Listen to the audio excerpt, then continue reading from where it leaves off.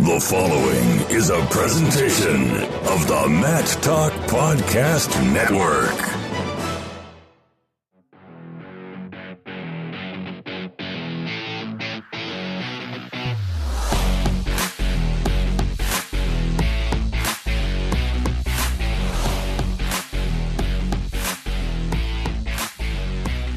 Welcome to On the Mat. I am Kyle Klingman of Track Wrestling, along with the Navigator. Andy Hamilton, also of Track Wrestling. And Andrew, I'm beaming. Beaming? Yeah, I'm beaming. Why are you beaming, Because Kyle? of what our trip just took place. The trip that just took place. I'm beaming from that. And I hope you are too, because you were beaming at least during that trip. You had a lot of windy roads to navigate in certain spots, maybe 250 miles worth, but we're back alive, and we had a great trip that included 7 Division I college wrestling programs. 2,600 miles? Was that 2,600? 7 days? Man. About 2,578, something like that. Close to 26. We're going to round up. So when we talk about that, so we're saying 7 D1 programs, 5 of those were in North Carolina. And I don't know how many people know that North Carolina has 7 Division I programs. They're second numerically only behind Pennsylvania. And we went to 5 of the 7. I'm proud of that. I'm proud that we got to hit Campbell, North Carolina State, Appalachian State, and Duke. We hit 5. We hit 5. In addition to Ohio State and Indiana. Correct. So we hit 2 Big Tens and then the 5 out of 7. And every single one had a highlight moment. Everyone was gracious, and it just really helped us understand the landscape of North Carolina wrestling. In particular, of course, part of that was attached to the World Team Trials taking place in Raleigh. And for those who don't know, and I didn't really understand it. I'd heard this before that, hey, the Duke and North Carolina, it's just up the road, but they are. Yeah. Duke is right there. NC State's right there.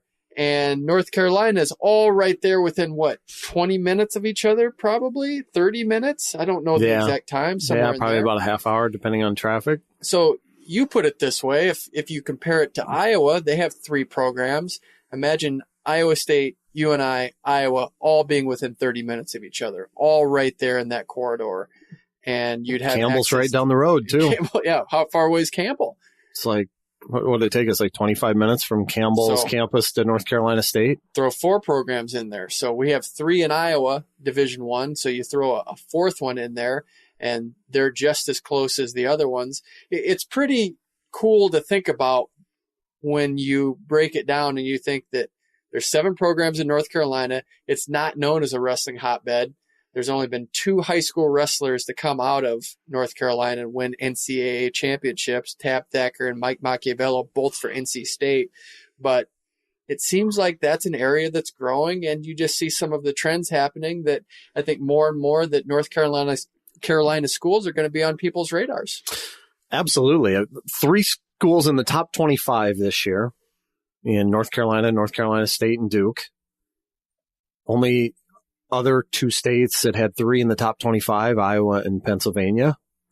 So that's a feather in North Carolina's cap. And then you look around the state, and we had, as you mentioned, we got a chance to see the facilities, really impressive facilities at Campbell and Appalachian State.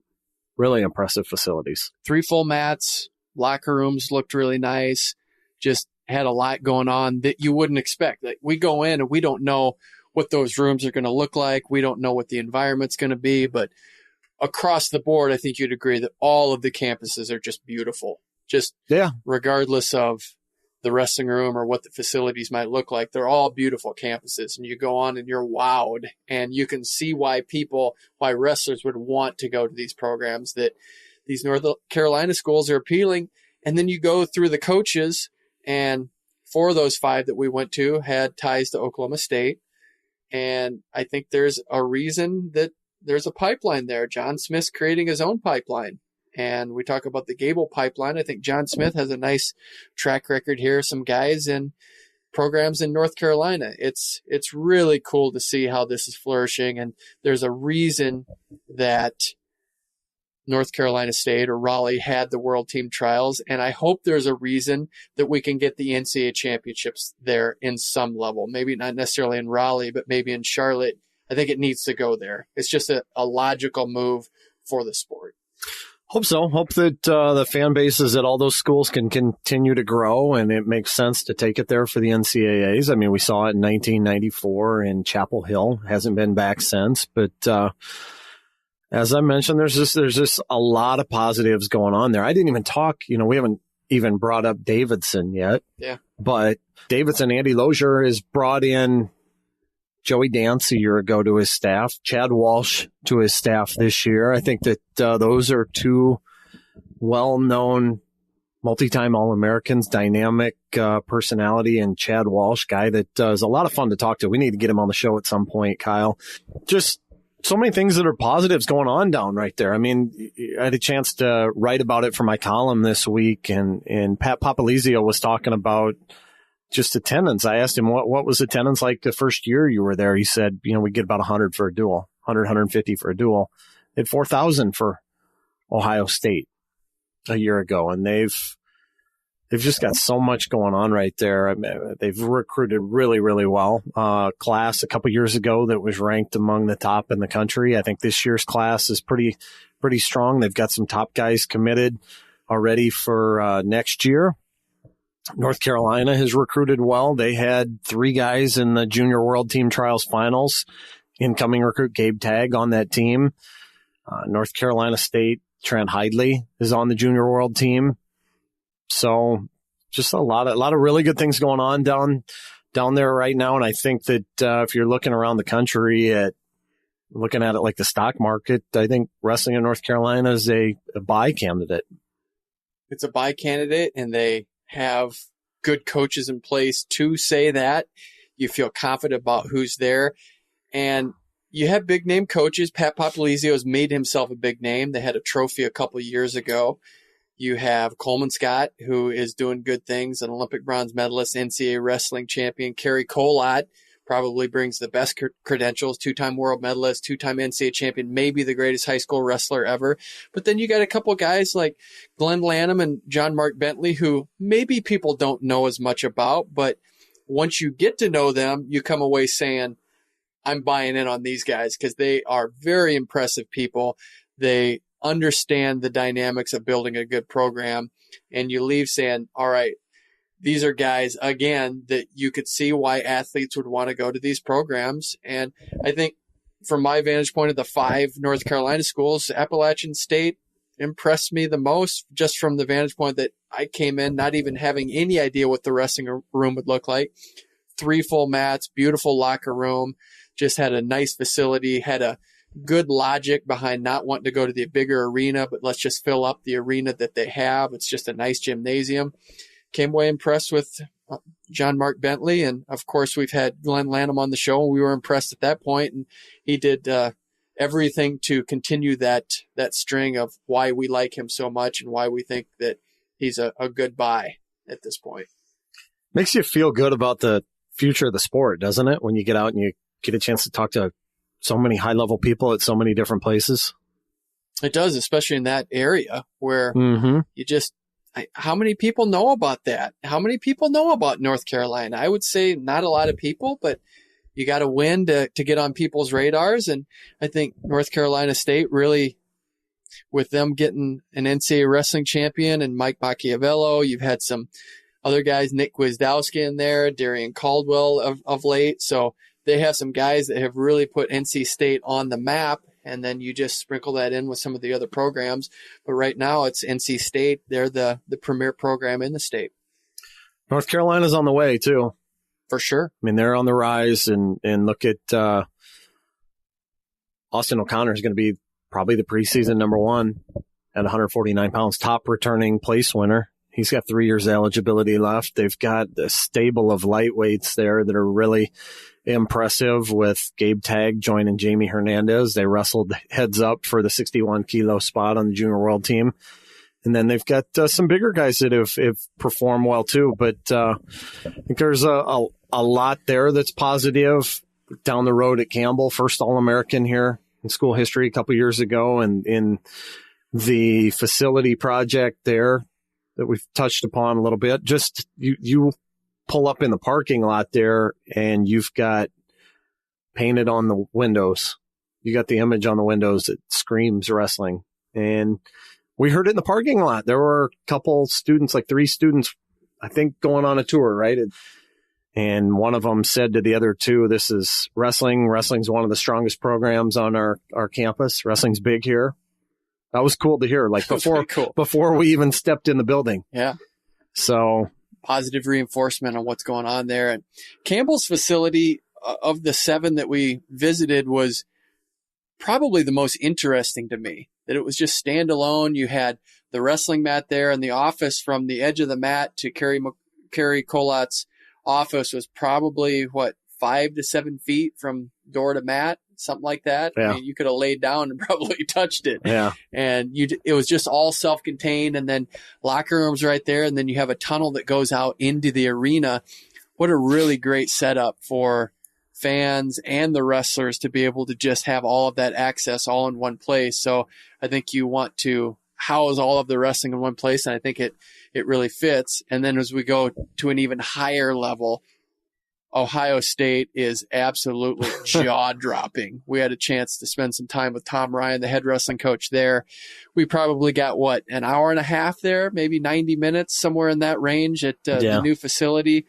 And 5 full mats. And you forget about all of the stuff they have. Tom Ryan just kept going through all of the stuff they had. And it's just, as he's saying it, I just kept thinking, I hope I can remember all of the cool stuff. But 5 full mats. He made sure that he showed us the sound system. So he had us play a song. Yeah, you put Def Leppard on there? He didn't know who Def Leppard was. He kind of knew Pour Some Sugar on Me, but I'm not sure if it resonated. But he put that on there, and he was blaring it.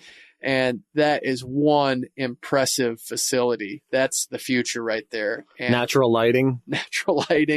They're talking about holograms in the new arena that they're going to have right there. So you'll have a hologram of, say, Kyle Snyder in one section, Logan Stieber in another, and then it could go on and on around that arena. Good size for what they need. It's not too big for a wrestling event. So he said if it's an Iowa or a Penn State or a Michigan, they might move to the bigger arena. But the facility is well worth your time. If you are in Columbus, Ohio, go check it out because it is state of the art. It's probably the new standard at this point. The one thing that's really cool about a lot of these places, Ohio State and Campbell come to mind right away, is just everything's right there. And the whole team can spend time together. It's great for unity, I think. And I think that was kind of the idea behind it all, right? Was to just have everything that they need in one spot. And it's a great concept. It's like a dining hall. They've got awesome. A lounge. They've got locker rooms. They've got the training facility there. Strength and conditioning. Duke's a little bit different where you have the offices a ways away. It's probably, a quarter-mile walk from the offices to the facility, or it's lengthy, but that's what they have. And that's what I like about Glen Lanham is that he will not make an excuse. You will not hear an excuse out of Glen Lanham. No. He will get it done. He will find a way. And he kept driving that point home, is that we're not here to make excuses. We're here to find results. And you come away talking to Glen Lanham, and it really is inspiring. And boy, he has a vision, a picture. He has some unique thinking that I know you're going to explore and that we're going to bring up in future podcasts and in future articles. So stay tuned to that, because there's some really cutting edge stuff that they're doing that we're going to talk about. But Glen Lanham, he just has a vision for it. And if you think you're going to sit on Glen Lanham and Duke, you're making a big mistake, because they're coming. $70,000 to go to school there annually. No athletic scholarships. One of just a handful of programs on that campus that don't have athletic scholarships. And it doesn't sound like they're going to get them anytime soon. Had them at one point. Yeah. You remember that story? Yeah, they had him at one point, and came to the coach, asked if he had everything he needed to win a conference title, and he said no. And so the athletic director said, "Do you mind if we take your scholarships?" Didn't bother him, so wrestling hasn't had him since. Yeah. Boy. They could sure use him now. Yeah, that'd be great to have that back. But top 25 2 years in a row. 2 highest finishes in school history. People are seeing that you can get a really good education there, and you can win there. I think what's going on there is really cool. If they could find another family with a couple sets of twins that are high-level wrestlers like the 4 Fine Silvers, that would go a long way too. But they're doing pretty well with what they have.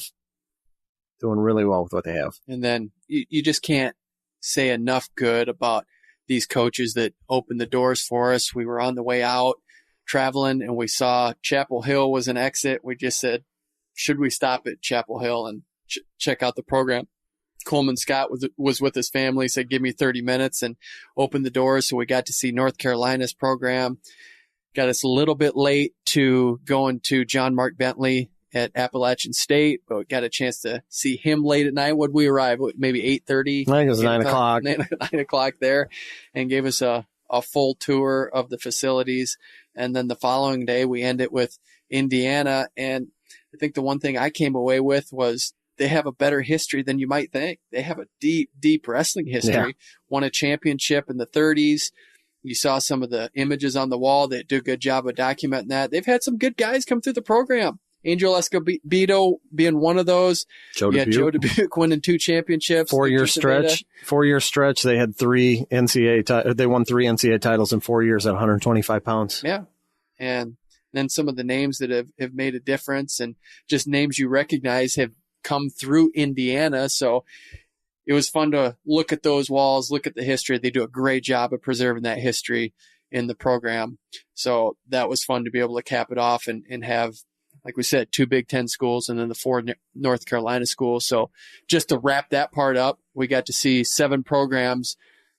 Was there a theme that you had across the board that stuck out to you and said, hey, this is something across the board that all the coaches had similar? Just, I think we have a lot of high-level people in the sport right now. At least we ran into them. There was nobody that we're like shaking our head at kind of, what do they do this for or that for? You know, the one thing that was really cool is just to see philosophies too. Hear philosophies, see philosophies. Took some pictures of things up on the wall. App State puts a thought for the day up in their locker room, and the one that we saw on the whiteboard up there. You have a lot of time to train for next March unless you think you have a lot of time. Thought that was pretty interesting. I thought there was one at Duke on the walls at Duke. If you are in here, this is tacked up several places throughout their wrestling room. If you are in here, you are doing something to get better. Drilling, live, technique, games, rolling, stretching, etc. are all acceptable. Sitting and talking is not. And then it wraps up with the quote, losers assemble in small groups and complain about all the things they cannot control. Winners assemble as a team and find ways to win. Indiana had, the 10,000 rep challenge on their whiteboard that Angel Escobedo has challenged everybody on their team to a neutral position technique, a top technique, and a bottom technique, and drill it 10,000 times. Yeah, that's right. And so they've all written it down, the technique that they're working on and how many reps they've done. So I think that there's some cool philosophies in place and some cool things that a lot of the programs are doing to raise their mentality. And I think with the 7 we visited, all were very warm and welcoming to us visiting. Awesome. I think that was one of the great parts. And then got a chance to see someone that we've connected with a lot. We have a segment called Kasper's Corner. We were in Kasper's Corner. Yeah.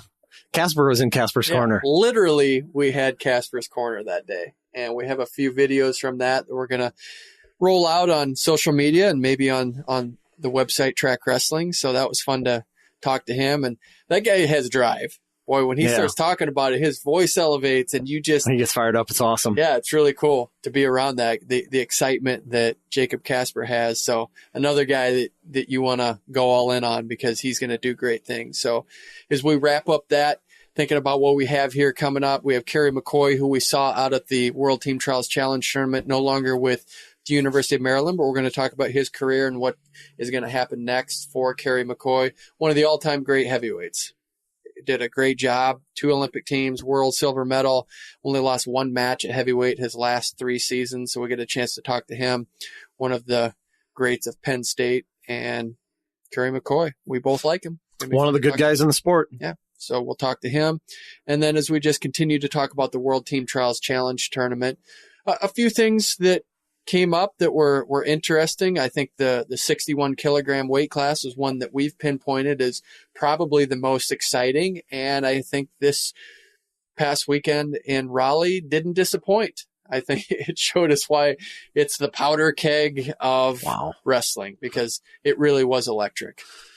Yeah, and for the last couple of years, 61 kilos in the U.S. has been awesome, going to the U.S. Open and then the World Team Trials Challenge Tournament. And you start throwing in guys like Cologne and Nashon a year ago and some of the high-scoring matches they had. Seth Gross throwing 30 points up in a match.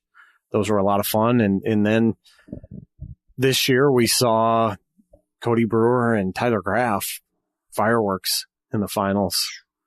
They're close to 30-some points in the first match, and then the second match are 8 points on the board in the first 20 seconds, and Graf ends it early. And Tyler Graf, when he's looking to score, he can go get points. He went out and put 6 points on the board in a hurry against Nico Megaludis in the finals of the mini tournament to get to Cody Brewer. And then he kind of played defense the rest of the way, and I don't think that's when Tyler Graf's at his best, but managed to get his hand raised and won that match, moves on, wins, sweeps the best of 3 against Cody Brewer, and so he's going to have a Final X battle with Joe Cologne. Should be a lot of fun at 61. How about super heavyweight? Both divisions. You got a guy that just is still a true freshman, and a guy still two teenagers, and they're in the finals of Final X. Yeah. I mean, and it's not that strange anymore because of the youth movement. What we've seen out of these guys, you're not saying, oh my gosh, this came out of nowhere for these guys. It was, I think both of them still, you watch it and you're like, wow, this is really happening. And they both look good. And we'll start with Gable Steveson. Just really picked apart Adam Kuhn, who was a Greco-Roman silver medalist. Looked solid. Wow. I mean, really did. And you just kind of say, where was that in the NCAA Championship finals? Because he has the tools. He's a dynamic, explosive wrestler, and he proved so it skilled. In Raleigh. He is so skilled, and to put that many points on the board against Kuhn in 2 matches, that was the Gable that I thought we would see throughout this season, throughout the last year. We didn't see it at Junior Worlds. Didn't have his best tournament over Junior World Championships, and we saw bits and pieces of it in the college season. We didn't see it at the Big Ten finals. We didn't see it at the NCAA semis. But the guy is so extremely talented, and that was cool to see. When high-level guys go out and open it up like that, that's a lot of fun to watch. Colton Schultz, Robbie Smith, the veteran.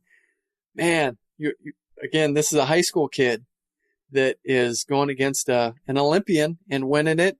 We'll see what happens against Adam Kuhn. I still think that Gwiz and Kuhn are the favorites in their respective styles, but I certainly think those guys can push them. If the right things go in the right way for those guys, it could be an interesting battle.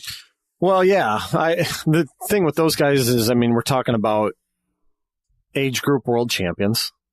Gable's won 3 age group world titles. Colton Schultz won a cadet Greco world title a year or 2 years ago, and then also last year, before he'd even started his senior year in high school, was a junior world bronze medalist. Really impressive what he has done at such a young age. And so you knew the time was coming. At some point, these guys are going to be in the mix to make senior level world teams and probably win senior world titles. But how soon would we see it? I'm not totally shocked by this. I watched Gable go toe-to-toe with Nick Gwizdowski out at the Olympic Training Center 2 years ago, about a month before Gwiz won a world bronze medal. And that was a competitive match. I saw Gable put points on the board against Kyle Snyder. I think it was like a 10-6 or 9-6 match in a practice match out there. Gable was in on Gwiz to win a practice match, and I think got exposed for 2, and so it went the other way. But he's very capable. Not just, in my opinion, not just making the team this year, but winning a senior world medal. Will we see that version of him in Final X that we saw in Raleigh? So the guy's just got unbelievable upside. One thing that I think needs to be examined, and I don't know what the solution is, of course, being on the world team ladder or the U.S. national team that goes to the top 3, that involves money. And so being in that 3rd spot's a big deal. So they had the true 3rd matches after the best of 3 finals. And so you have these guys that lost in the best of 3 finals going afterward, going against a guy that had just recently won. I'm not sure that's the best system or the fairest system for that guy that lost or gal that lost in the best of 3. You got one person going up and the other guy just came off a best of 3, possibly 3 matches. I don't know what the solution is, but it seems like there might be a better way to get that 3rd world team spot or that 3rd national team spot, because that's important for your family and where you are. And there's a guy that just lost in the best of 3. I don't know what it is yet, but I think there could be a better way to do that. Yeah, I don't know. I don't know what the solution is either, because last year they did it where they brought those athletes out to Final X. And so you're requiring them all to travel even more when you could just have it where it is, right? Yeah. And again, it's you scratch your head because it seems logical to do it all right there, but is it fair for Adam Kuhn to come off 2 losses like that and then to just, all right, now I got to get up for a 3rd place match against the guy that just won, and that guy has all the incentive, and to turn around possibly just 15 to 30 minutes later and to be on your A game to be able to do that, it just seems a little unfair. But like you said, you want to fly him out to a different location just to wrestle a true 3rd place match, especially with having 2 locations now and you're going to have 15 matches and you add Greco into the mix. It's just going to make for a long day. So I don't know what it is, what the solution could be, but boy, that means money. That means probably health insurance for your family. So in Kuhn's case, he's going to be on the ladder somewhere because he's going to be 1st or 2nd. He's going to make that Greco money, but I'm sure he's thinking it'd be nice to be on both national teams.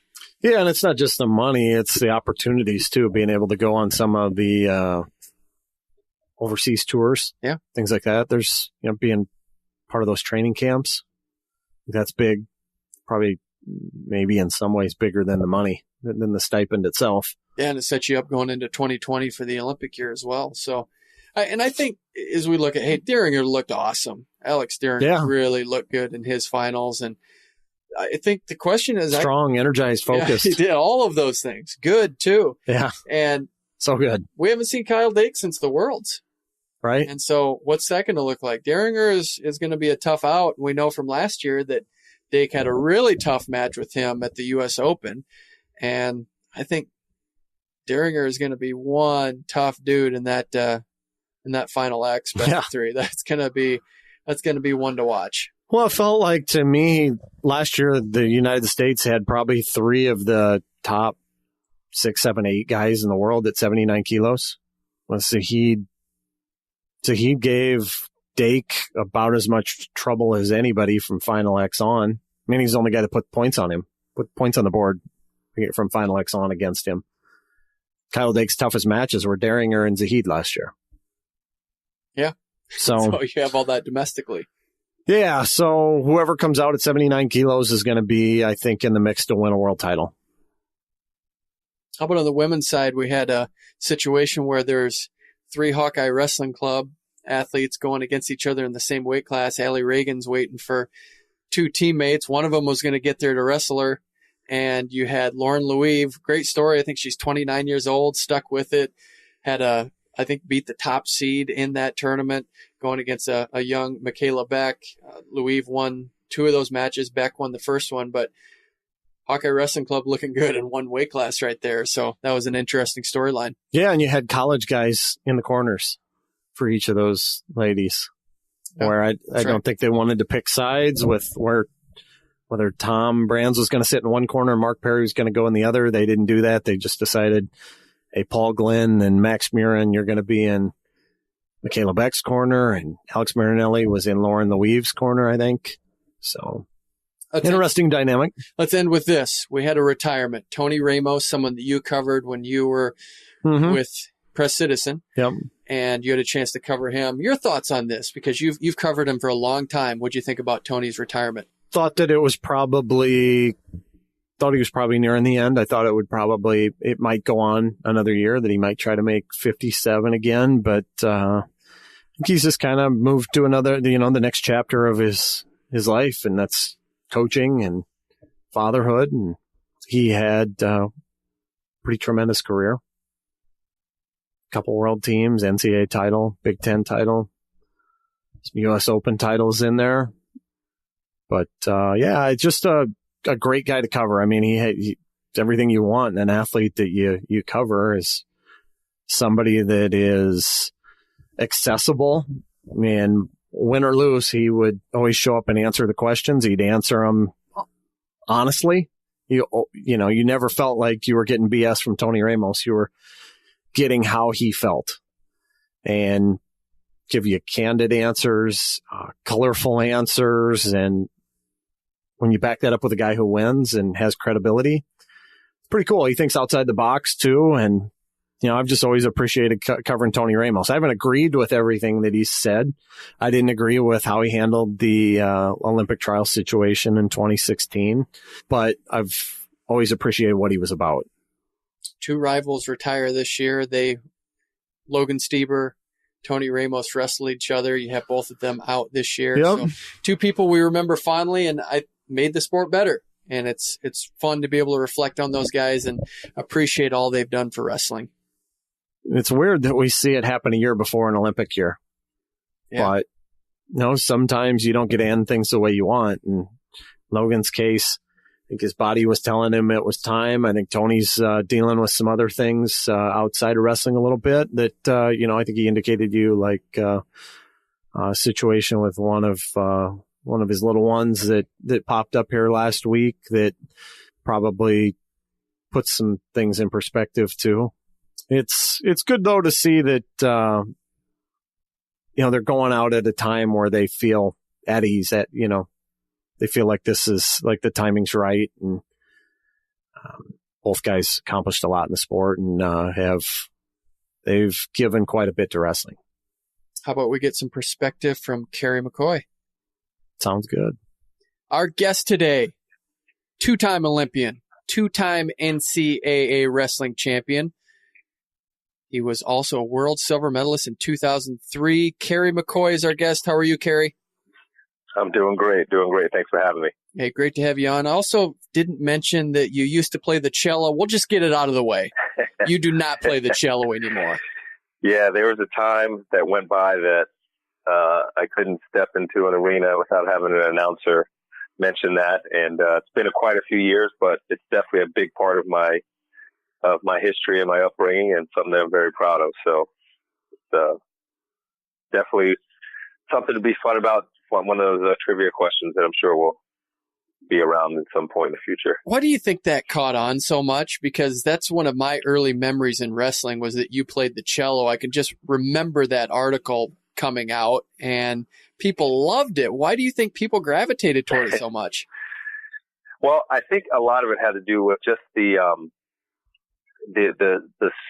degrees of separation between, being a wrestler and being in the orchestra. I think that's really what it was, is you didn't see, especially back then, you didn't see that crossover too much with sports and arts like that. So, and I played all through elementary school and high school. And then in college, I think it was my junior year, is when it was, actually on our cover of media guide, there was a picture of me with my cello and, on the cover of the media guide. So I think that's when it started getting a lot more traction. But yeah, it's pretty cool just to have those two worlds collide, and a lot of similarities between music and athletics and a lot of differences. And, I was fortunate to be able to experience them both. If someone put a cello in front of you, could you do any damage to it? I could do some damage for real. I don't know if I could make any music, but it'd be fun. Yeah, there was one song that I had committed to memory and I could play it pretty good. And I know remember about 5 or 6 notes right now, so that would probably be the best of it. But I think about it a lot is that if push came to shove, and I took a couple of days, maybe a week or so, I think I could probably get back to a point where I could play a little bit, but it would take a while to get back to the swing where I feel like I could actually say that I'm making music. Didn't you find a video that you did for like Big Brothers, Big Sisters or something recently? Yeah. It's a pretty cool story. It was I forget it wasn't Big Brothers, but it was kind of like a youth organization and leadership and mentorship, and it was called Flow. It was like getting the inner something out of you, something like that. I have to look it up, and it was a scene where there was a young girl who was a cellist, and she was kind of getting stuck with things in life and with the cello, and I was the one that somebody brought me in. Her teacher brought me in to talk about not giving up and persevering, and the fact that I played a cello. So, and that was actually it. There was that song that I had, that 5 or 6 notes that I remembered, and I would play that, and they did some creative editing, I think, to make me seem a little bit better of a player than I was, but it was a fun time for sure. You grew up in New York. Andy Hamilton is a huge Yankees fan. Did you grow up a Yankees fan? Well, not really. Contrary to popular belief, I'm not really that big of a sports fan. I've never really been. So, in '86, I think it was, when the Mets won the World Series, I had the fortune of going to a regular season game. My stepdad got tickets, and we went to it. And I remember when they won the World Series, I thought it was pretty cool that I actually went to watch the team that ended up winning the World Series play. But I wasn't really into too many sports to watch and to be a fan of. I did the things that I did, and just kind of went about my way. So after leaving the island, going to school and in college and international, I started to become a little bit more of a fan. But I started to like the Yankees more, probably just like everyone else, because they were so good and so dominant, and they just kicked butt all the time. So I would say I liked them. I wouldn't say I was necessarily a fan, but I liked them because of what they were able to accomplish and the success that they were able to have. Did you have a solid upbringing growing up? Good family life?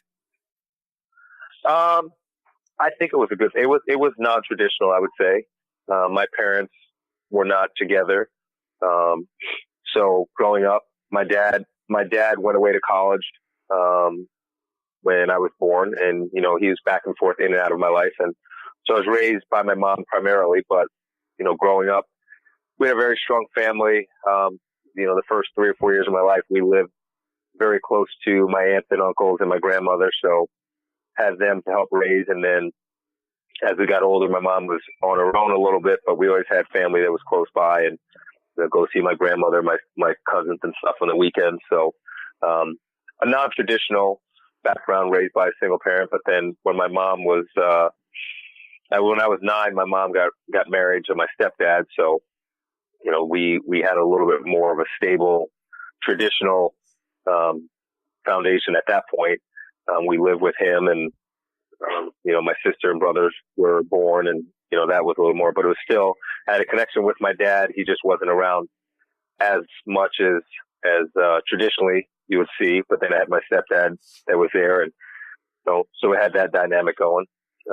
Really the family that was on, the closest, thing to a traditional family was my teammates and the parents in the wrestling community, my coaches. When I started in 7th grade, that's where I spent the most of my time with. And then, on a regular basis, and like I said, on the weekends, we'd spend time with family. In the summers, I'd go see time with my dad and my dad's family. But, every day through, once I started wrestling, it was my teammates and my coaches, and that became a big part of my family outside of, the relationship I had with my mom and my siblings and my stepdad. Who among that group introduced you to wrestling, or maybe it was someone else that introduced you? Yeah, it actually, I've told the story tons of times. When I thought about wrestling, I thought of, Hulk Hogan, Andre the Giant, Jimmy Snuka. Those are the people I thought about. So when I was in 7th grade, one of my best friends from elementary school, he was in kid wrestling. He started wrestling when he was 5, like most people do. And 7th grade was the first year that our school had traditional organized sports in our school district, and wrestling was one of the sports, wrestling and track and field. So I said, okay. I was just kind of tired of running around, going to school, going home, playing around. I just wanted something different. And so with my friend Mike, he said, well, why don't you come out for wrestling? And I said, yeah, I see it all the time. This would be fun. This would be cool. And, that's kind of how I got into it. But I had no concept. No one in my family had wrestled. I knew nothing about the sport, but it was one of my elementary school friends that mentioned it. I showed up, and first day of practice, I fell in love with it. And I tell the story all the time. I wasn't very good. I had no idea what I was doing. We started off, first practice, most wrestling programs, you run a lot, and coach comes in and says, start running.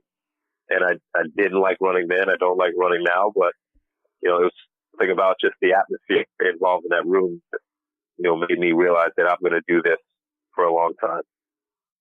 I know you know Jerry Briscoe, who's with WWE. Did you ever think about a professional wrestling career at some point? I did. Ironically enough, so obviously Kurt Angle, we had some battles in relationship with Kurt, and he went on and had a great career. Going into 2000, there was a little storyline that was brewing between, Kurt and the WWE, and then myself and Rulon Gardner were, looking to do some stuff. And obviously after Rulon won the gold, he had a pretty good path to stardom. And I was, after beating Stephen Neal in 99, I was one of the guys that picked potentially to win in 2000. And, so the kind of storyline would have been between me and Kurt and Rulon, Olympic gold medalist, and trying to go that route. But obviously I didn't win. And so that kind of went away. And I always thought about it again, going back to when I started in 7th grade. I enjoyed it. It was something that I watched religiously back then. So it was something that I thought it would have been pretty cool, but kind of faded away with my competitive career and then my professional career after that. But, I always look back at those times and say it would have been pretty cool if Kurt, Rulon, and I, had some kind of storyline in the WWE if we were all Olympic champions, and that would have been a cool deal, but didn't work out that way. And then you went 0-0 referee's decision. Kurt Angle won that in 1996, the year he won a gold medal. But if I remember right, you guys actually had a chance to meet later. You introduced your kids to him here within the last couple of years. What's that been like for your kids to meet one of your former competitors? Yeah, it's actually, it's one of the things that makes our sport great. It's about the relationships, the wins and the losses, the matches, the competition, all of that stuff is, it's part of it, but it's really, I went this past weekend, I went up to State College, and Coach Lorenzo was getting inducted in the Hall of Fame, and, a bunch of his former wrestlers were up there. It was great to be around there. And I don't think you heard one thing about a match or a competition. It was always about the experience you had and the camaraderie you built. So that's what's great. So, I've got a really good relationship with Stephen Neal, who we battled. I've got a relationship with Holly Thompson. We battled, Aaron Richardson and obviously Kurt. And so it's probably, I'd say maybe 6 years ago, he was doing an appearance at a Bowie Bay Sox game. It's the minor league baseball team here. And I heard about it. I was like, oh yeah, it'd be cool to go down there. And there was a line, probably 200 people online to see him. And I had my wife and my kids there. And I was like, well, to get an autograph and all that stuff. And I said, well, we didn't have time to wait on the whole line. Kids had to get home to get to bed. So I said, I'm just going to peek up here and just nod, say hello, and roll away.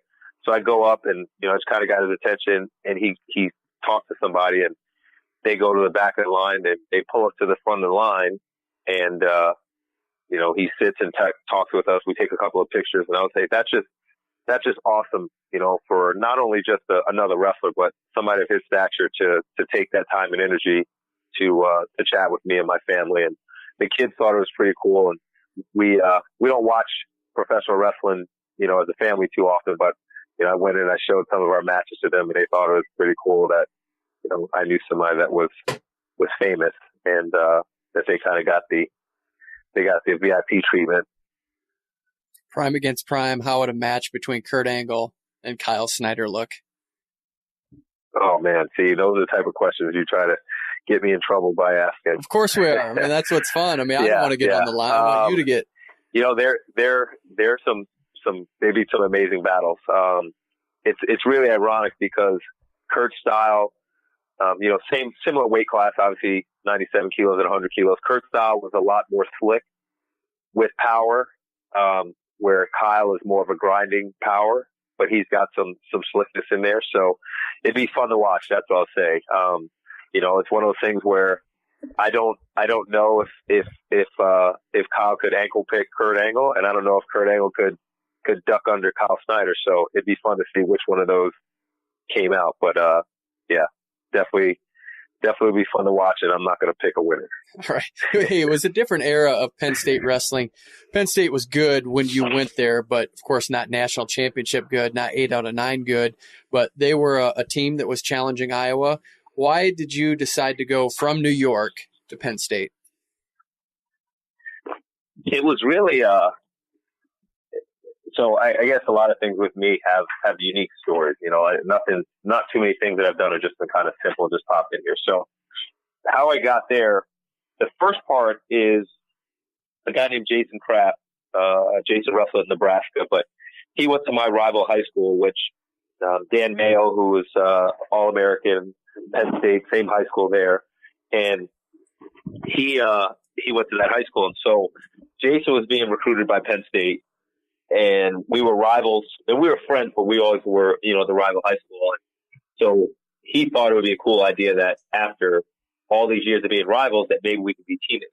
So he told the Penn State coaches about me and, wanted to have an opportunity for us to go to school. He was set on going to Penn State. And so in our rival match, the Penn State coaches came to watch him, and he said, hey, yeah, keep an eye on this McCoy kid. He's pretty good. So that's really what opened the door for Penn State. And Jason ended up going to Nebraska, and I ended up going to Penn State. So it's kind of ironic how he opened the door for me to get there.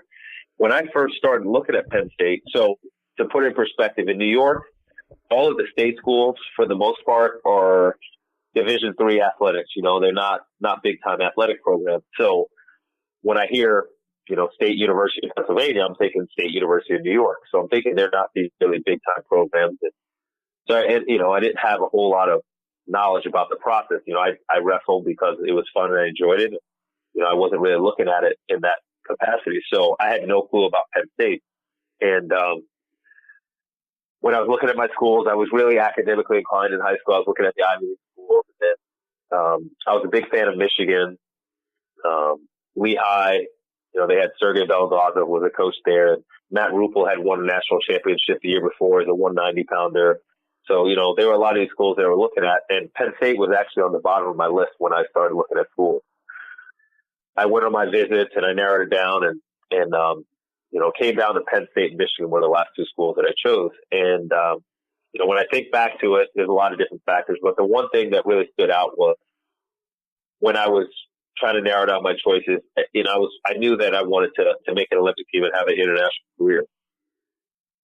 All of the, the regional tournaments and national tournaments, the big events that I went to, Penn State always had, 10, 12, 15 athletes competing at these events. And a lot of the other schools, they would have 3 or 4 or 5 or 6. So I knew Penn State's commitment to freestyle and Greco wrestling was really high. Second, all the other places that I went on my visits, they were, I felt like I was on a recruiting visit, which I was. But when I went to Penn State, so ironically enough, I went to Michigan Thursday, Friday, Saturday, and I went to Penn State Sunday, Monday, Tuesday. Well, Friday, the trip at Michigan was when the Fab Five, they won their Final Four game to make it to the finals. So Michigan was pretty exciting that weekend. And I went to Penn State, and actually after my visit to Michigan, I was set on going to Michigan, but I had my visit at Penn State. So I told the coaches, I got to honor this visit.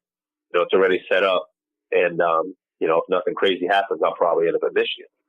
I went to Penn State, and Sunday night we went to a movie. Monday night we watched the championship game. And I remember telling people on my visit, I said, oh yeah, I'm going to be going to school with those guys next year. It's going to be great. I'm going to be, hanging out with the Fab Five. But the whole time of my Penn State visit, I felt like I was at home. I was hanging out with my buddies. They didn't treat me like some high school kid that they just said, hey, this is what it is. So I think that's really the biggest thing that made it.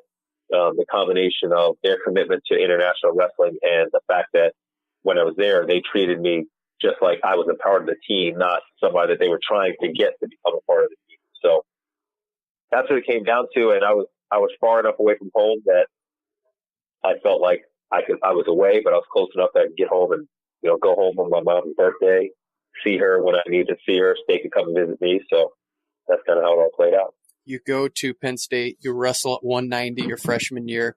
You have a 500 record. Your 500 record your freshman year.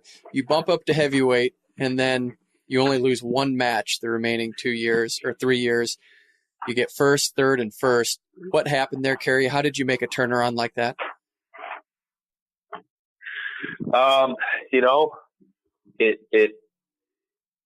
It just came down to, I had great coaches, great partners. I had a great environment. I tell a story about you got to have those big, ugly, audacious goals, and kind of like the things that you want to put in the universe, and that some people, when you say it, they're going to think you're crazy. After that freshman year, got a lot of experience, got a lot of competition. I felt like I knew what I needed to do, but I was really, really angry with how the year went. My freshman year, I think I beat 3 guys that ended up being All-Americans that year.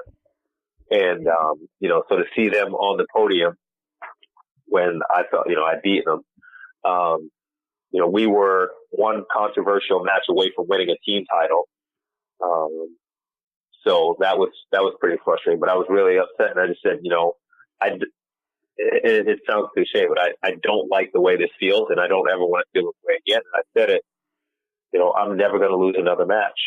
And, people hear it and they say, yeah, okay, that's something. But for me, it wasn't just, I'm never going to lose, but I'm going to make sure I do everything that I'm going to put myself in a position to be successful every time. So that summer, I think I competed in seven competitions. I went to a couple national championships. I went to a couple international tournaments. I was at the training center.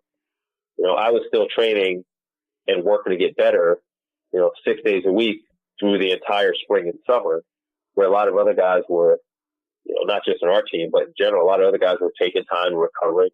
And I just knew it that I have to get better, and I don't like the way this feels. So I just put myself in a position that I could be successful. I was originally planning on going 190 my sophomore year. Again, everything kind of, for me, has a twist of the story, but the way it worked out is our wrestle-offs were one weekend. The next weekend was the Sunkiss International Tournament, and the following week was our first competition. So I discussed with my coaches, because back then, even more so than now, the wrestle-offs they were to get the starting lineup, but it was really to showcase the teams who are fans. So back then we did a tournament. They seeded the bracket. You'd wrestle through the entire day, just like an open tournament. So the fans could come and they could watch. They can see you wrestle, 2 or 3 different guys, 4 or 5 different matches. The final wrestle-off was a 2 out of 3 series. So I told my coaches I really wanted to participate, but I didn't want to go down to 190, and then because I was going to wrestle 220 freestyle, so I didn't want to go down to 190 and then move back up to 220 for the Sunkiss tournament, and then cut back down to 190 for the first competition. So I asked them, just so I can participate in the wrestle-off, just to be a part of the event. Then I wrestle off at heavyweight, and then I'd go 220, and then I'd cut down to 190. Now, I was leaving workouts when I came back, 208, 207. So I was right on pace to get down to 190 in, September, October. But I didn't want to wrestle 198 because a lot of my training partners in freestyle were 198 counters. So I wanted to be able to have good training partners that weren't my competition. So that's why I was planning on going 220. My coaches agreed and, wrestled off, and I ended up winning. I won the matches. So technically I secured the spot, but I was going to go down to 190 when I got back. Went out to Sunkiss, wrestled there, ended up taking third at 220. Came back. Well, the guy that I was wrestling off, he got a little banged up. He wasn't clear to compete. So they said, okay, well, just stay at heavyweight this match, and then we can get you down in a couple weeks after Thanksgiving. So I went up, and I think I won. I think we had a duel. We had a tournament. I won the tournament. And then, came back the next couple of weeks. He was still nursing his injury, so I stayed up. And then we got to Thanksgiving, and it was the Matttown tournament. We wrestled Oklahoma State. I think we wrestled Oklahoma State on Friday, and the Matttown tournament was on Sunday. And won my match against Oklahoma State guy, and then I went and I won the tournament, the Matttown Open at heavyweight. And my coaches said, just keep eating. And so that's how I stayed up at heavyweight. And then by first week in December, I was undefeated, like 20-0, and I was ranked 7th in the country. And a couple weeks later, I'd wrestled a couple of top-ranked guys, and slowly, and it's just like one of those things where, this is where you're going to be. But so it wasn't by design that I moved up. It was just circumstance led it that way. But the work and the effort and the opportunities that I got between my freshman and sophomore year really made a difference for me. But like I said, it comes back to it, and some people always look at it and say, yeah, it really can't be that simple that you just made a decision. I think, well, that's for me. Look, I made the decision that I don't like the way this feels, and I don't ever want to feel this way again, and I'm not going to allow myself to cut any corners or to leave any stone unturned. So, if you beat me because you're better than me, but you're not going to beat me because I didn't work. And not to say that I didn't work my freshman year. I mean, I think I worked the bar my freshman year, but it was different. First year in college, wrestling the Big Ten schedule, I didn't really know what I didn't know. So after going through that year, I was like, yeah, I've got to get better technically. I've got to get better shape. I got to get stronger. I just got to get better. And, it worked out pretty well. You were so close to winning out. You had the one loss. You're about to break Gable's record in Carver Hawkeye Arena in 1995. And then, of course, Justin Greenlee from the University of Northern Iowa, and he was a fan favorite because all of the Iowa fans were behind him, Iowa State, UNI. When you go into that match, did you feel the pressure of potentially breaking Gable's record in Carver Hawkeye Arena?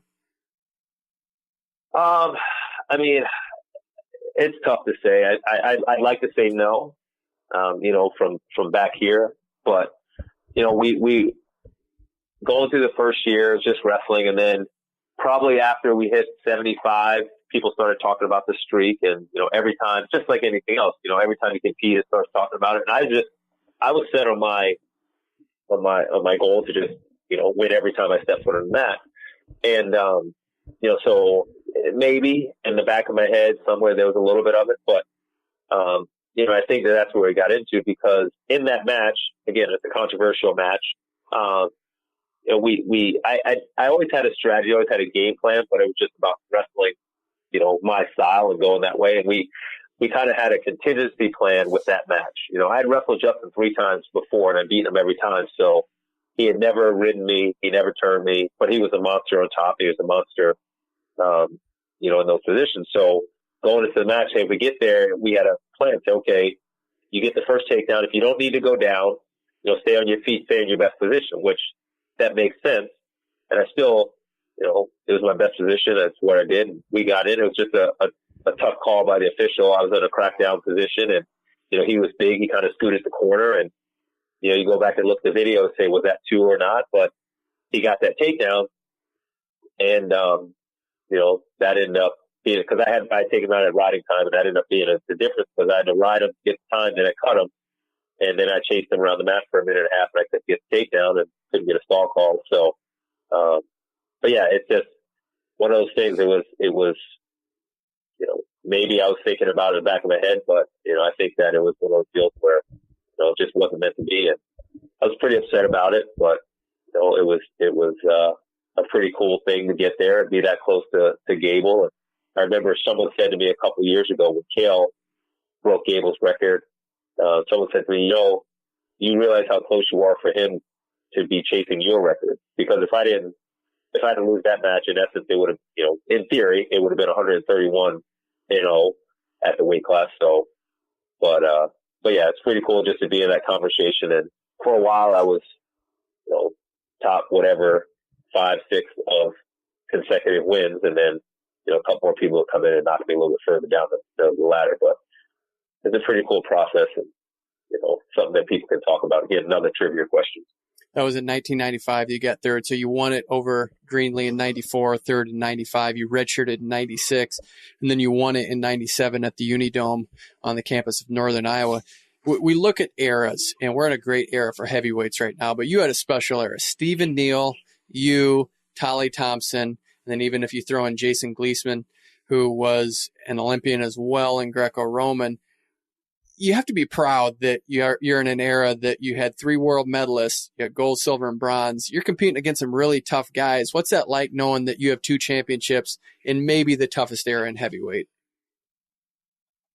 Everything's a relativity. I think we had some really good guys. It's still, again, one of those debates that people will talk about. In 97 in the NCAA tournament, the All-Americans, there were 7 returning All-Americans. There were 2 returning national champions and an Olympian in that weight class. That was the top 8 guys that were All-Americans that year. So, and I'm sure there were times where, they had similar type of characteristics or people that went on later or eventually became, but that, they said in that year, that's what it was. There were 7 returning All-Americans, 2 returning champs and an Olympian in the weight class. And, like I said, people that went on ended up doing some pretty cool stuff, world medals, world titles, WWE stars. So it's pretty cool to do that. And that's what makes wrestling great, because the wins and the losses are pretty fun to talk about, but it's really about the experience and how after the 97 tournament, I beat Stephen Neal in the finals, and in the hotel lobby, his family and my family, we hung out and we just hung out for 2 or 3 hours just talking about random stuff. It wasn't about wrestling. It wasn't about, who won the match. It was just, people in there hanging out and having a good time. So, it's pretty cool to be during that time, and the people that, I got to compete with and got to learn, I think I have a connection with them forever.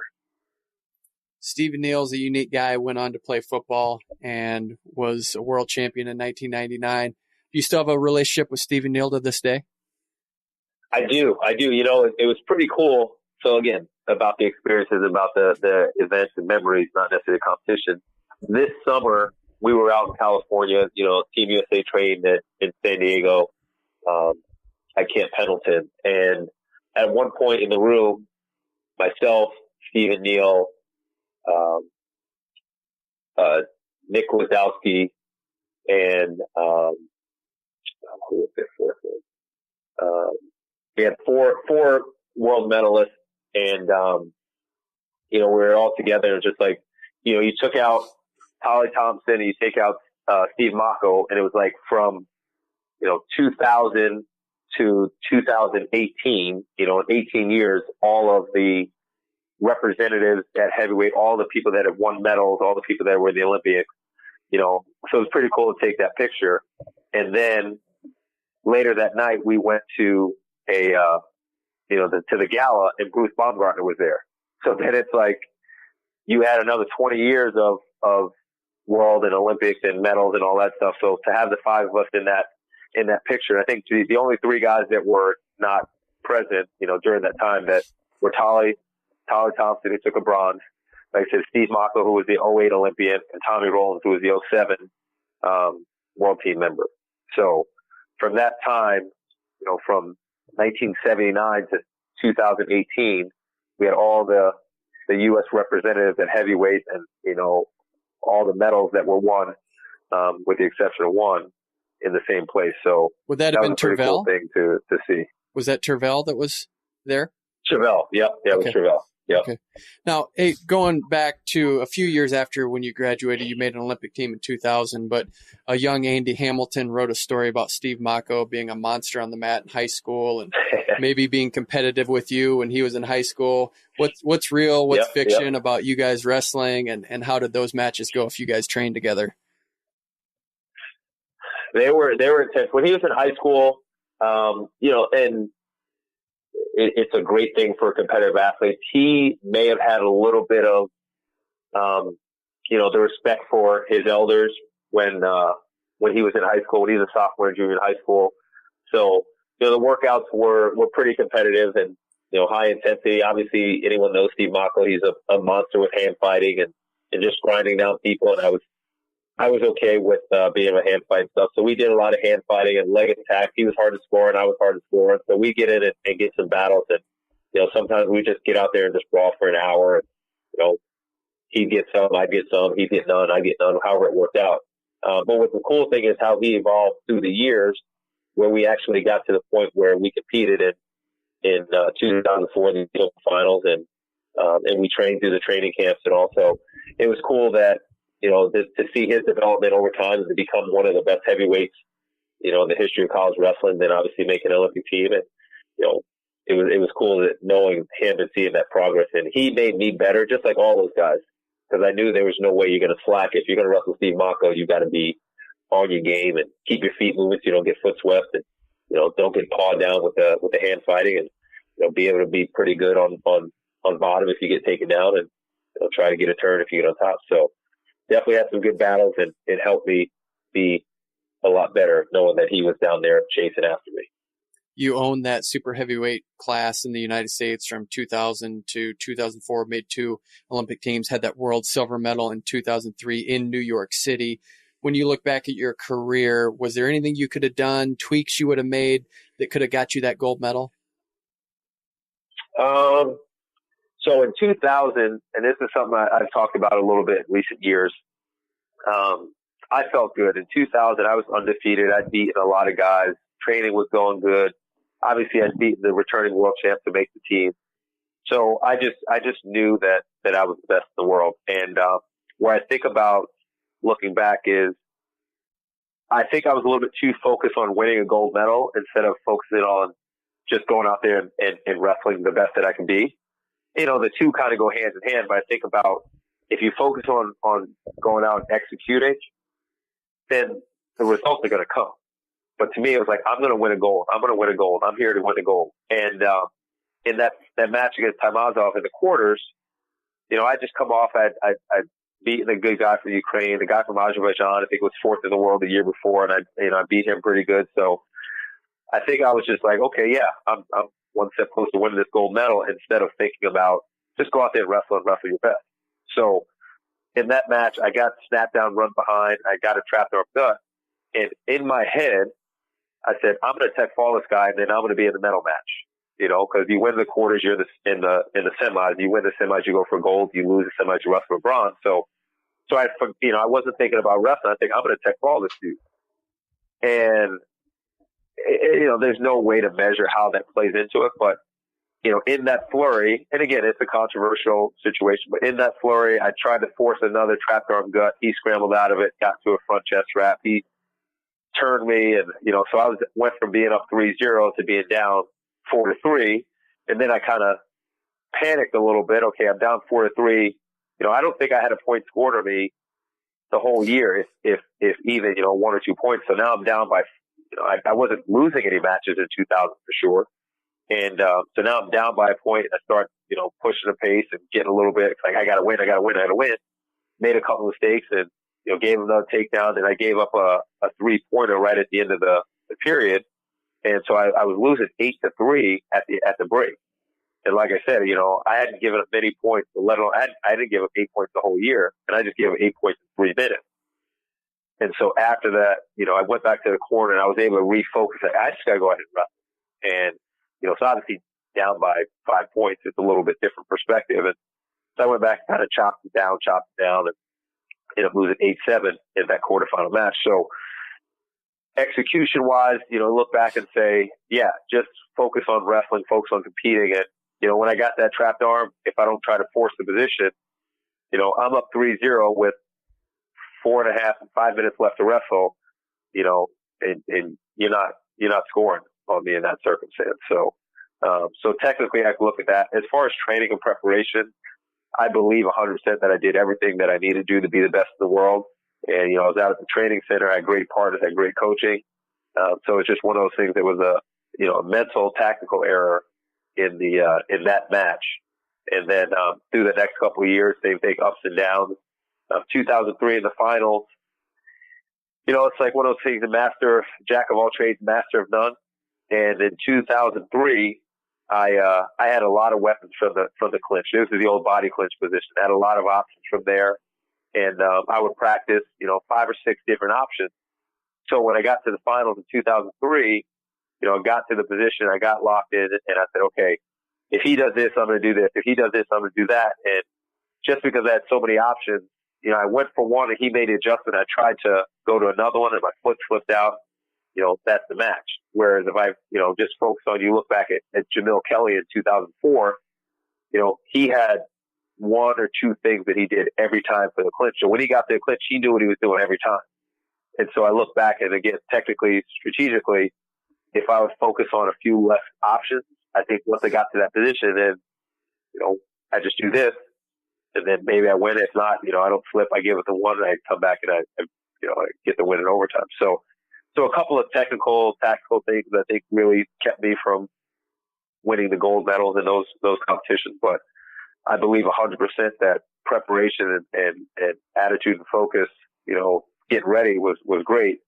And so when I walk away from those things, I say it just wasn't meant to be. It wasn't part of God's plan for me to be an Olympic or world champ. But I think it's also an opportunity that those areas that, that I fell a little bit short made me a better coach and made me a better parent, made me a better husband, because I know that you've got to have the right things in your mind if you want to be successful in those other areas. Let's break down a situation in 2002.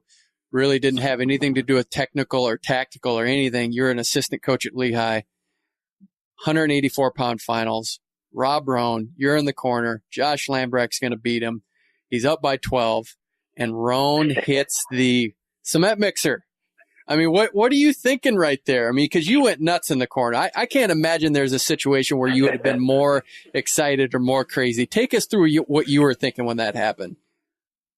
Yeah, so a little background on that. Rob had a really challenging year that year as a senior, and so I came in the year before, or 2 years before as a sophomore. He was an All-American. I come in his junior year. So sophomore year, he was a conference champ. He won the EIWA. He was an All-American. I come in junior year. We're working. He's one of the guys I'm spending time with, and he loses the conference finals, and he doesn't place at the NCAA tournament. So I'm like, what the heck? I've broken this kid. Like, he was good before I got here, and now. So then he comes back his senior year, and he has an up and down year. Being a senior, he had some stuff going on at home, and he was battling a lot of things, getting ready to graduate, his future plans. So just had a lot of stuff going on. And, but he was making some real good progress. He beat Lambrecht early in the year and, beat a couple of good guys. Well, he goes into the conference tournament, and he got hurt. He tore his rotator cuff or tore his labrum or something. And, but he lost in the finals again. So I'm like, oh, here we go again. He didn't win the conference. He's hurt right now. So, what are we gonna do? And we came together with a plan. I remember I was driving back to the conference tournament. I sent him a message. I'm like, hey, do you trust me? And he wrote back, of course. I said, no, really, do you trust me? He's like, yeah, I'll do whatever you say. So he was a big weight room guy. Like, he loved lifting weights. He loved getting strong. That was one of his strengths, literally and figuratively, that he was stronger than a lot of guys he competed with. So I said, hey, we're not going to lift for the next 10 days, right? You got to get healed up. You got to get your shoulder ready. We're just going to work on position, mental focus, preparation, and a couple of areas. We did a lot of stance and motion, a lot of hand fighting. Didn't wrestle live very much, but it was just like just being around them and, with the other guys, we're really just talking about, hey, we've got to go out there and perform. We got to go out here and execute. We got to do this stuff. And he got to the NCAA tournament. He was just on fire. He got a major decision in his first match, and then he pinned all the next few guys. But in that finals match, it was pretty crazy because I just had in my head, like, he's going to win. Like, I knew he was going to win. I just felt he was going to win. And, as the points kept tallying up, I'm like, okay, so he's going to shoot a double leg and he's going to roll him up and he's going to, get a bunch of points, or, he's going to win this. And then, so I honestly, I can get back to that. There was never a doubt in my mind that he was going to win it. As the points kept piling up, I'm like, okay, I don't know how he's going to do it, but he's going to do it. So when he got to actually rewind it, in his college career, I think he had 2 pins in his entire career. So now he's pinned 3 out of 4 guys in the NCAA tournament, so now it's setting up, and now he's getting his butt kicked. So it's like, all right, we don't know what's going to happen. It's like, something's got to go here. And when he goes and hits the cement, it was like, are you kidding me? Like, this is how it's going to go? And it's like, all right, he's going to get off his back, and we're going to take him down and, we'll figure out how we're going to get the points. And, he keeps on his back. He works his way all the way around and finally gets the pin. I was like, oh my gosh, this is, and I don't know if you remember, it's like, I don't even remember. I feel like I jumped up on the stage and I ran out to the middle of the mat because everything that he had gone through, everything that we'd gone through together, and for him to win it that way, it was pretty awesome. But yeah, it it was one of those things that you couldn't have scripted his senior year any better. Right now you're in a situation where you just resigned your position at Maryland. Why the decision to step away, Kerry? You know, it was just the right thing to do. You know, my kids are, you know, about to be 10 and 11, so 9 and 10 this year, and they're starting to get more actively engaged in things. And, you know, there was a lot of time when they were growing up that I wasn't around. And, you know, primarily because I just, you know, had a little bit of misplaced values, thinking that, hey, I've got to be here in the office and I got to be here with these guys and have to do this stuff. And, you know, so fortunately about, you know, 5 or 6 years ago, I realized that, no, I have to make some adjustments with that. And, you know, with our team, and we had some really good things going on, but it was just, you know, I felt like the last couple of years I was being called to do something else. I loved coaching. I loved our program. I loved everything we were doing. And, but it was time to do something else. So, you know, this is the last year of my contract. A couple of years ago when I had a chance to extend, I got a 2-year extension. So I knew this was the last year, and, you know, had conversations with administration about what the plan was, and, you know, what are the criteria, what are the things they need to do. And so kind of knowing in the back of my head that, you know, it was going to be time for me to do something else, and whether it was, you know, make the decision now or make it in 6 months or whatever, you know, the decision was going to be made. So when we, you know, we sat down and talked about it, you know, we knew it was the right time, and, you know, to make a change with the program. And it definitely was something for me that, you know, for me personally, it's a great move for my family, and it's a great adjustment to do something else.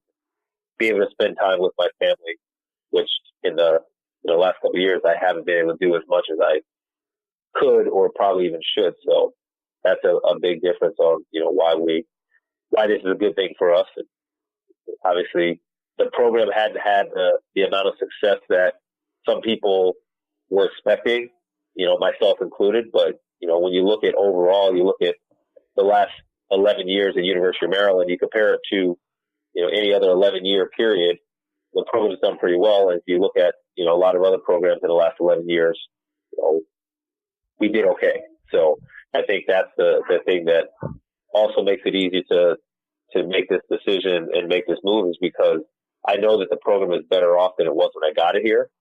You know, and that's really the ultimate goal, is make something better. And I truly believe that our program is in a better position than it was 11 years ago when we got here. And, you know, that's all you can really ask for. Kerry, what's next for you? Well, the last few weeks has really just been, like I said, getting an opportunity to spend time with family and increasing our relationships and doing things with my wife and kids. You know, I have a few opportunities and just figuring out what's the best thing for me. You know, it's one of those things where I honestly believe in God's plan for us all, and He's got a plan for me, and He's always had a plan for me. And like I said, the last few years, He's been kind of tapping me on the shoulder saying, hey, you know, come on, it's time to do something different. So now it's for me to sit back and have Him show me what that something different is. I'm starting to make some contacts and you know, applying and interviewing for some things, but, you know, I don't want it to be, well, it's not my decision. It's not what do I want to be. It's where He wants me. So, you know, college athletic administration has always been something that I believe is going to be the next step. Working in the Olympic family is something that I'm truly passionate about. You know, something involved with the ministry. So I'm always going to be linked to wrestling. I'm always going to be linked to, you know, sports. And it's just a matter of what capacity God's going to put me there and, you know, get the most out of me. So I'm enjoying civilian life right now. You know, I've seen you guys at some of the competitions, so I'm still connected to the sport. I'll always be connected to the sport, but it's really just, you know, waiting and being patient and trusting that God's going to put me where I belong. You said that you left Maryland in a better place. You also said that you had hoped that you could have had a little more success than what you had. Hindsight being 2020, going back, what things would you maybe have done differently? Well, that's, you know, I think that's kind of one of those questions that are easy to speculate, but, you know, I think everything happens for a reason. And I believe that everything, you know, that we did, I don't know how much I would have changed, what I would have done differently. You know, one of the biggest challenges that we faced was accountability, and, you know, holding each other accountable as athletes, holding each other accountable as coaches, holding each other accountable as administration. And, you know, just being able to really make sure that the people that are involved in the program are truly committed to making the program be the best that it can be. I'm a type of person, I look for the good in all. I believe that everybody can be successful. The idea of success is a relative term. What's successful for you and what's successful for me might be different. But just making sure that everybody involved with the program is 100% committed to helping the program be the best that it can be. And I think those are some things that, maybe I took for granted that, hey, if Johnny says, hey, I want to be the best that I can be and I really care about it, there's a saying, it's like, if you tell me something or show me, actions speak louder than words. So, you can tell me that you're committed, you want to be the best that you can be, you want the program to be successful, but your actions are showing something different. And, taking some of those things and saying, yeah, okay, I know you screwed up here, but I believe that you want to be better, so I'm going to help you be better. And, second, third, fourth, fifth, sixth time, it's like, okay, you maybe don't really want to be better.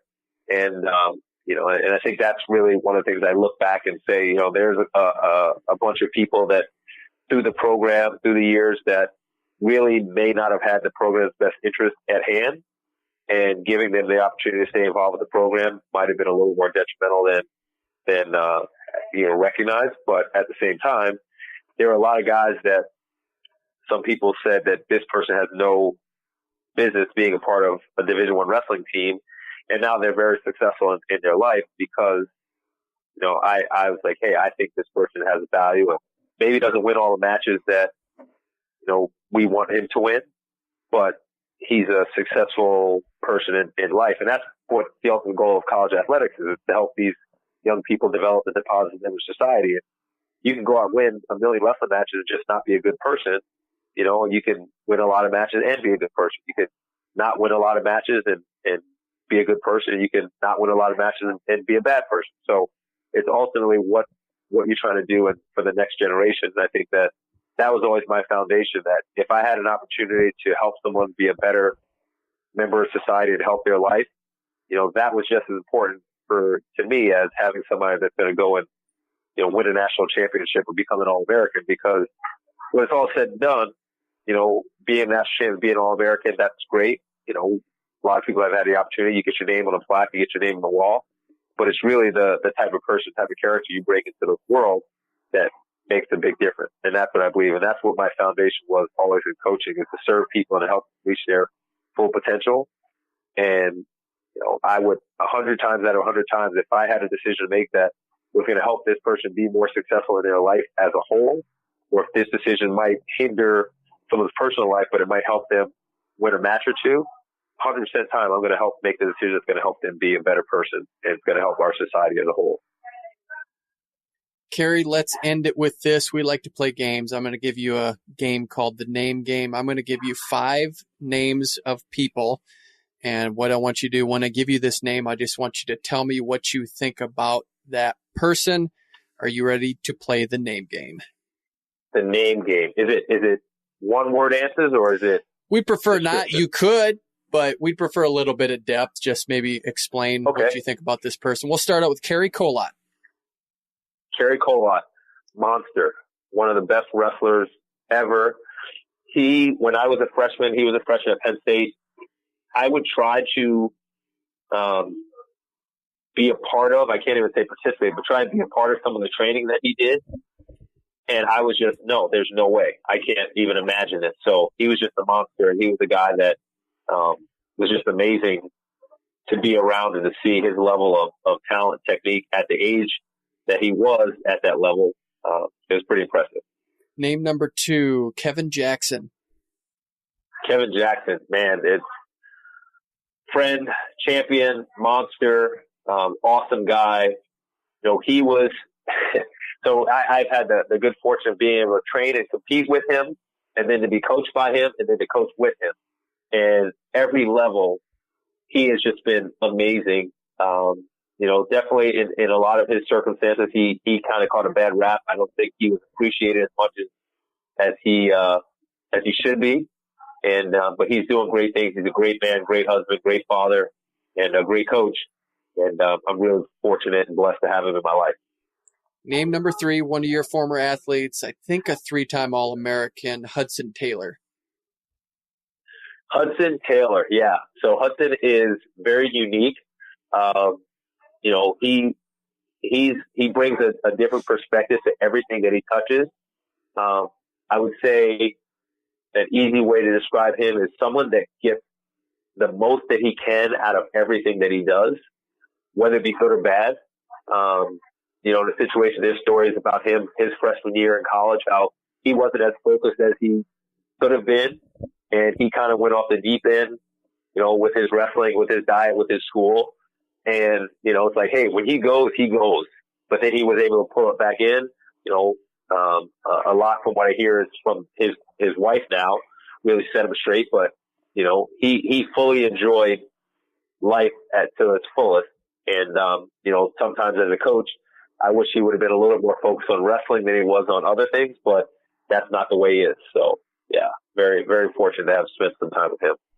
Name number 4, UFC champion, 2-time Olympian, world bronze medalist, Daniel Cormier.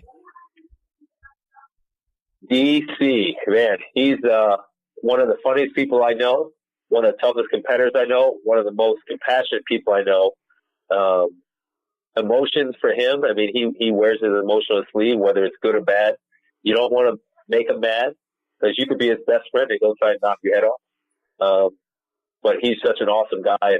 I love what he's doing up there at Gilroy, but just being a family man now that, he's got his 2 kids and his son's wrestling, and it's just awesome to be, to still understand that, how far he's gone, he still keeps connections with the people that, his one cousin is everywhere with him. And that's the guy that's been with him for his whole life. And you think it's real easy for people when they get to that certain level that he can leave him behind, but he's loyal and he's just an awesome guy. And I'm really excited for his next few steps. We'll end with your fellow 2003 world silver medalist, Cael Sanderson. Cael Sanderson, he's one of the best to ever do it. As an athlete, as a coach, the thing for him is he wants to get the best out of everything, everyone, every person around him. A lot of people look into, well, what's the secret? And it's about work ethic, it's about commitment, it's about service, it's about gratitude, and he brings that to everything he does. Obviously as an alum, it's awesome what's going on at Penn State. When I was competing against him, not so much fun. But as an athlete, I remember, in 03 and 04, we had some pretty tight knit groups, with Guerrero and Jamil Kelly and Daniel being all Oklahoma State guys, and other guys that had been around, and he was a little bit younger, but he was involved. He was engaged. He would come and hang out with us. He played video games with us, and play poker and all those different things. So he wasn't a type of guy that would just be detached. He was in, maybe not as vocal and as active as some people, but he was definitely in and involved, and he made everyone around him better just by that example. So he's an awesome guy, and I'm excited for what he's doing for our alma mater. And, we'll see what the future holds for him. Kerry, we appreciate this interview. How about this? How about at the next Beat the Streets, you have a little cello solo to kick things off? That would be fun. That would be fun. One of the ultimate goals that I had in college, I should say goal, one of the things I brought up was my senior year, I was going to play the national anthem on the cello for senior day. And we were working on it, but it was one of those things where, before the time of really promotion and pageantry in college wrestling, the coaches were like, yeah, that might just be a little bit too much of a distraction. Let's just focus on going out there and wrestling. So maybe I'll bring it back and do it for one of those events. That'd be a blast. We've had a blast with you. Thanks for sharing your story, and we wish you all the best in the next phase of your life. We can't wait to see what it is.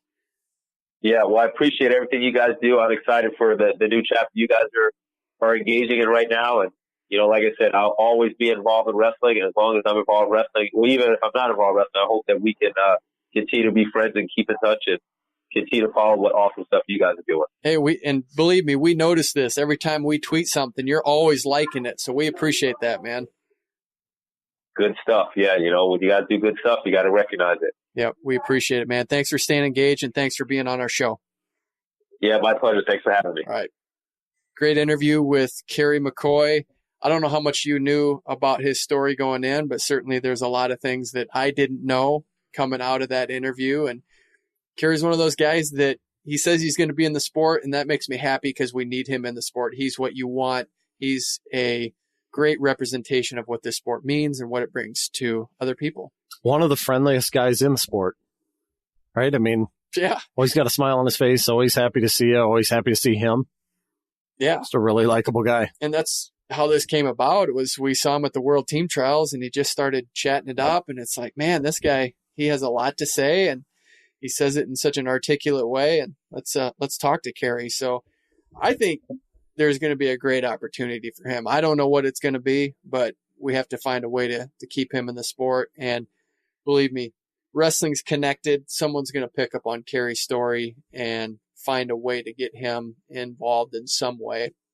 And I'm super excited to see what that's going to be. Great era of heavyweights too, man.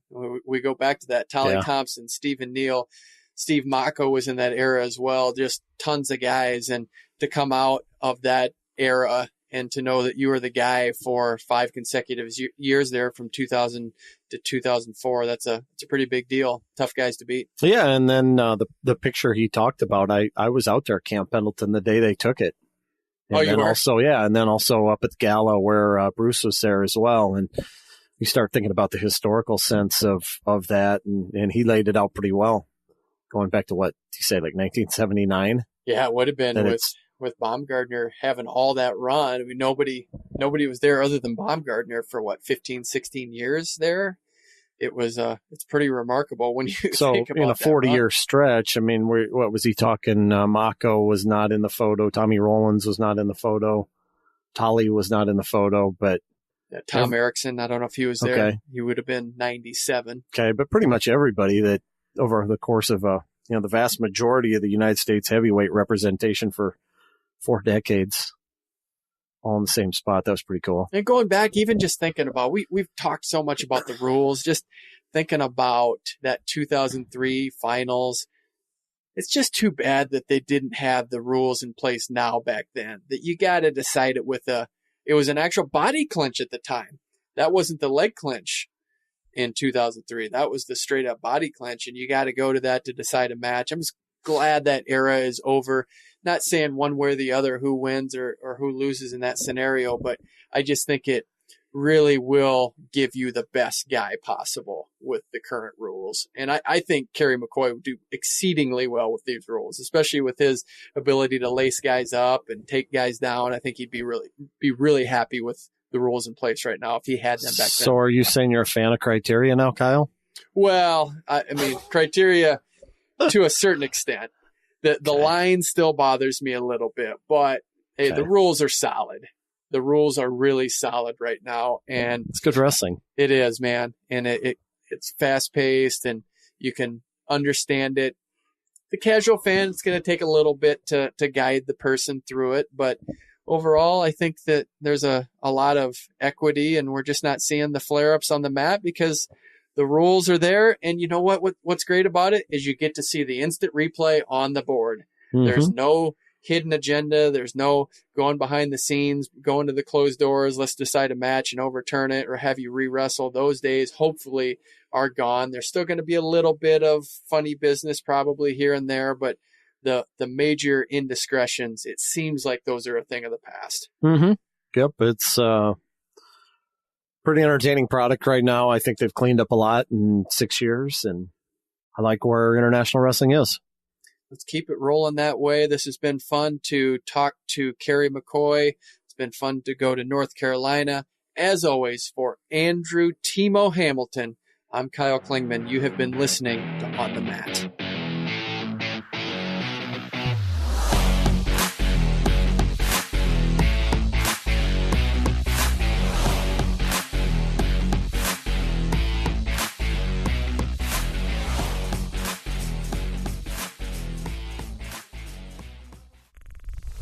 show is part of the Matt Talk Podcast Network. For more wrestling podcasts, head over to MattTalkOnline.com.